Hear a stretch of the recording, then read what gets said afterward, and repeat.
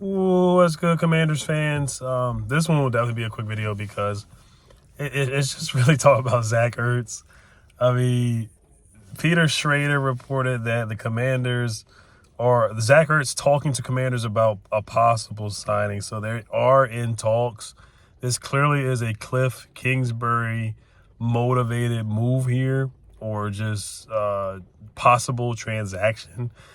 Zack Ertz right now, how old is he? Zack Ertz is about 33 years old. Yeah, he's 33, born in 1990. He's about 33 years old. His birthday's on November 10th. Second round pick, 35th overall, 3-time Pro Bowl and 1-time Super Bowl champ, all that good stuff. 6'5", 250 pounds. All that doesn't really matter. It's like, basically, what can you do for us now? What can you do for us now? They did release Logan Thomas. I do think he's an upgrade over Logan Thomas, but even saying that, it's kind of hard to say. He's 33 years old. It's kind of hard to say. I do think I think he would be an upgrade only because he's more of a natural tight end. Logan was solid for the last couple of years, just the knee injury and whatnot. But you look at Zack Ertz's production, definitely dropped off. He was with the Lions. He signed with the Lions. He was with the Cardinals. They released him during the season. Then he signed with the Lions during the playoffs. They decided not to bring him back. They still can decide to bring him back or not, but they haven't re-signed him or anything like that. And like I said, this is certainly a Cliff Kingsbury move. Eagles fans, they call him No Yak Zach because, he was just getting older and, not being able to move. So he's not going to provide much yak, but he's going to be able to get open. He knows the soft spots of the zone.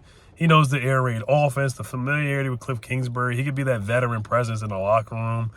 Still, I would still sign another tight end. Just because we signed Zack Ertz does not mean you just stop right there. You still sign Zack Ertz. You sign Zack Ertz. You sign another tight end. Jonnu Smith is meeting with the Dolphins. Mike Gesicki's out there. Hunter Henry's out there. There's a lot of free agent tight ends that are available. Noah Fant is still available. They did franchise tag.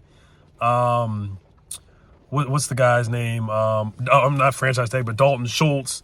He re-signed with the Texans yesterday. So the tight end options are very small. There's not a lot of talent in this free agent class, but there's a lot of guys that are available. What's his name? From Hayden Hurst was released. That's a guy to take a look at. So there's a lot of guys that are available out there. And then there's some guys in the draft too. The draft, not a lot of talent there. It's not like it's not a hyped up talented class like before, like we've seen before. So, just because you get Zack Ertz doesn't mean you stop there. Now, you look at some of Zach's stats. Of course, with the Eagles, he put up big numbers. He used to cook us back in the day, I'm not going to lie. But you look at the Cardinals in 2021, when he got traded from the Eagles, he got traded for a 5th-round pick and another player. He had 56 catches for 574 yards and 3 touchdowns in the season that they went to the playoffs. They were 11-6 that year. And then 2022, he had 47 catches for 406 yards. 2023, he had 27 catches for 187 yards.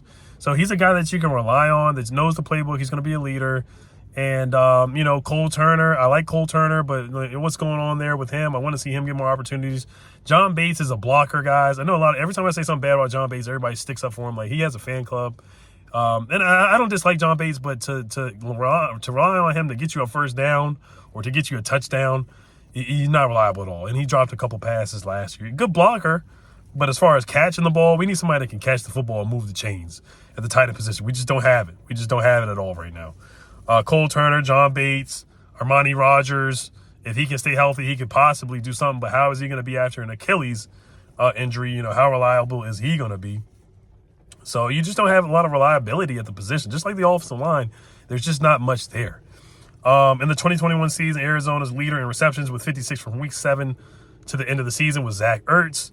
Ertz, he had a good season that last year. Like I said, it's 3 years ago now in 2021, but still, he still did something. So, and that's kind of like that 2020 season was when Logan was good.